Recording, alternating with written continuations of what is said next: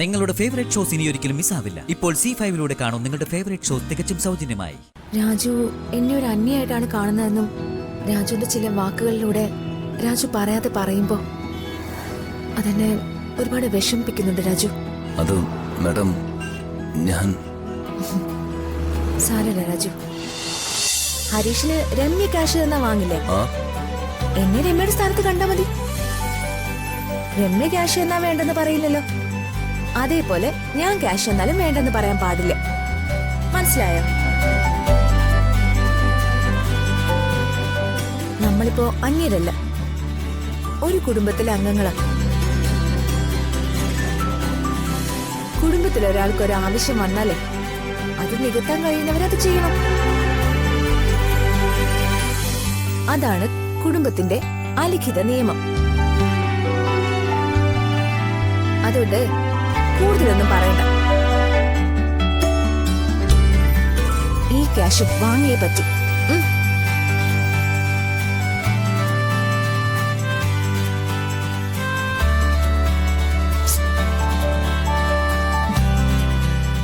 ഇത് വാങ്ങുന്നതില് ആത്മാഭിമാനം പണയം വെച്ചു എന്നൊരു തോന്നൽ ഉണ്ടാവേണ്ട കാര്യമേ ഇല്ല. ശ്രീയുടെ പഠിത്തത്തില് ഹരീഷിനുള്ള ഉത്തരവാദിത്വം തന്നെ എനിക്കുണ്ട്. അതുകൊണ്ട് കൂടുതലൊന്നും പറയണ്ട. ഇത് വാങ്ങണം. ശ്രീ, അത് വാങ്ങിക്കാം. വാങ്ങിച്ചോ രാജു. ഞാനിവിടെ വെയിറ്റ് ചെയ്യാം. എനിക്ക് ഫ്രൈഡ് റൈസ് കഴിക്കാൻ ഭയങ്കര കൊതി. ഒന്ന് വാങ്ങിക്കൊണ്ട് വരുമോ? മാഡം ഇപ്പോഴല്ലേ കഴിച്ചത്? അതെ, പക്ഷെ ഹരീഷിനോട് ഡയലോഗ് അടിച്ചടിച്ച് അതൊക്കെ എപ്പോഴേ വേച്ചു പോയി. ഒന്ന് പോയി വാങ്ങിക്കൊണ്ട് വരുമോ? ശരി ശരി ശരി. രണ്ടെണ്ണം. ശരി. ശ്രീ, നീ നന്നായി പഠിക്കുന്നുണ്ടല്ലോ അല്ലേ? ഉണ്ട് ഋതു. നിന്റെ ഫ്രണ്ട്സ് ഒക്കെ ഭയങ്കര പരാതിയാ.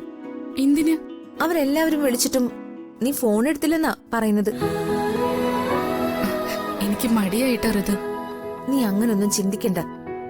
നിന്റെ കല്യാണം കഴിഞ്ഞു എന്ന് അറിഞ്ഞ് അവരെല്ലാരും ഭയങ്കര ഹാപ്പിയാ. നീ അവരോടൊക്കെ ഒന്ന് വിളിച്ച് സംസാരിക്കണം. ശരി ഋതു. സത്യം പറഞ്ഞ നിന്റെ കല്യാണം മുടങ്ങിയത് ഞാൻ കാരണോ? എനിക്ക് നല്ല ആഗ്രഹം ഉണ്ടായിരുന്നു നിങ്ങളുടെ കല്യാണം നടത്തിക്കണമെന്ന്. എന്തായാലും നിങ്ങൾ കല്യാണം കഴിച്ചു. ഇപ്പൊ സന്തോഷത്തോടെ ജീവിക്കുന്നു. എനിക്കത് മതി സന്തോഷിക്കാൻ. ഇതേ സന്തോഷത്തോടെ ജീവിതകാലം മുഴുവനും നിങ്ങൾ ജീവിക്കണം. ഒന്നിനും ഒരു കുറവും ഉണ്ടാകരുത്.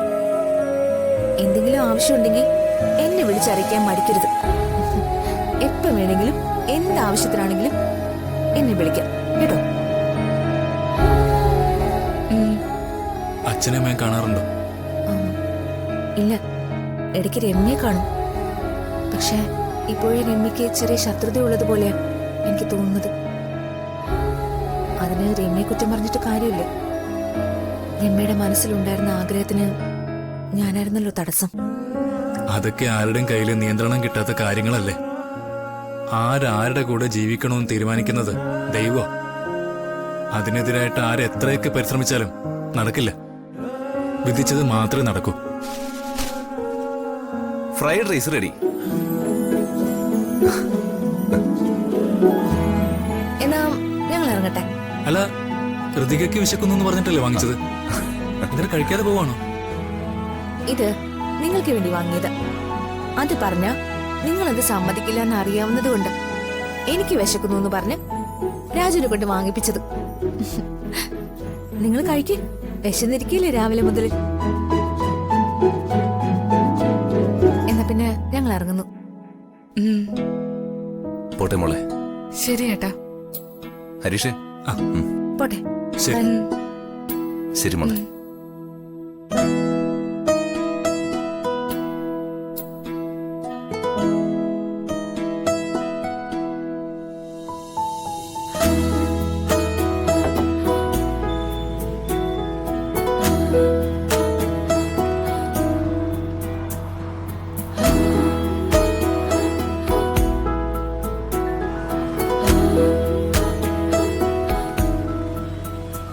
വലിയൊരു നേട്ടം അച്ചീവ് ചെയ്തിട്ടേ അതിന്റെ ട്രീറ്റ് ഇങ്ങനെ ഒരു ചായയിൽ ഒതുക്കിയതേ ശരിയായില്ല.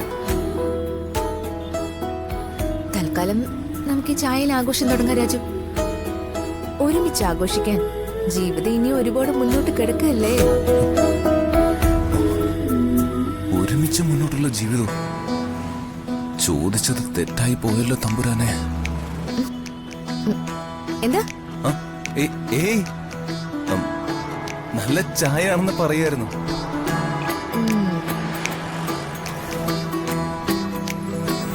ഞാനാ പറഞ്ഞത് ഇഷ്ടമായില്ലെന്ന് തോന്നുന്നു സാറിന്. ആ, ഏയ് അങ്ങനൊന്നുമില്ല മാഡം. രാജുവിനെ എനിക്കറിയില്ലേ. ഞാൻ കുക്കിംഗ് കോമ്പറ്റീഷനിൽ ജയിക്കില്ലെന്ന് രാജുവിന് നന്നായിട്ട് അറിയായിരുന്നല്ലേ? അയ്യോ അതല്ല മാഡം, അങ്ങനെ കുക്കിംഗ് ഒന്നും അറിയാത്ത ഒരാള് ഇങ്ങനെ പെട്ടെന്നെല്ലാം പഠിച്ചെടുക്കുമെന്ന് ഞാൻ സ്വപ്നത്തിൽ പോലും വിചാരിച്ചില്ല.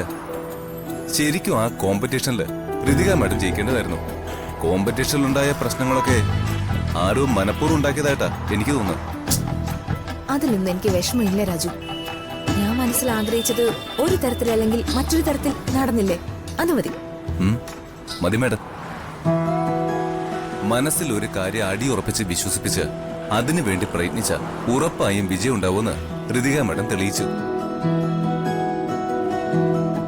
ഋതിക മാഡത്തിന് ലഭിച്ച വലിയ തുക ഋതിക മാഡം എന്റെ കുടുംബത്തിന് വേണ്ടി ചെലവഴിച്ചു. ഈ കടങ്ങളൊക്കെ ഞാൻ എങ്ങനെ വീട്ടുമെന്ന് ആലോചിക്കുമ്പോഴാ. നമുക്കിടയില് അങ്ങനെ കണക്കുകളൊക്കെ വച്ചു പുലർത്തേണ്ട കാര്യമുണ്ടോ രാജു? രാജു എന്നെ ഒരു അന്യായിട്ടാണ് കാണുന്നതെന്നും രാജുവിന്റെ ചില വാക്കുകളിലൂടെ രാജു പറയാതെ പറയുമ്പോ അതെന്നെ ഒരുപാട് വിഷമിപ്പിക്കുന്നുണ്ട് രാജു. അത് മാഡം ഞാൻ സാരമില്ല രാജു. മനസ്സിലുള്ളതല്ലേ വാക്കുകളായിട്ട് പുറത്തു വരൂ.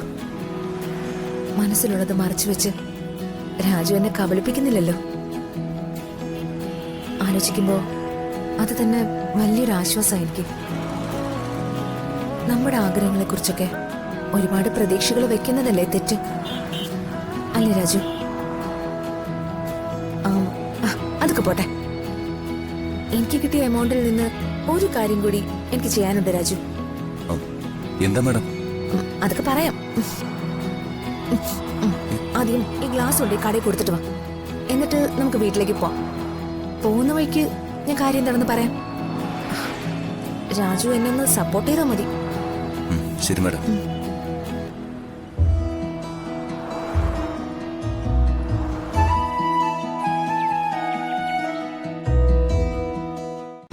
ഡൗൺലോഡ് ചെയ്യൂ C5 ആപ്പ്. കാണൂ എല്ലാ എപ്പിസോഡുകളും സൗജന്യമായി.